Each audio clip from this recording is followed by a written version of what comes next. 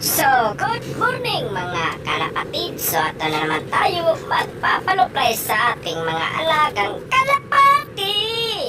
So, ayun na nga, binuksan ko na lang kanilang pintuan para sila ay magsilabasan. So, ayun na nga mga kalapatids, habang maaga pa, ay kailangan natin silang ipaluplay para naman sila ay makalipad-lipad at para sila ay maka-exercise yung ating mga alagang kalapati.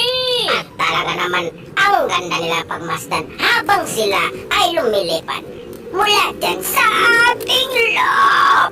Kaya palagi natin silang pinapaluplay kasi ang ganda nilang pagmasdan habang lumilipad yung ating mga alagang kalapati. At pag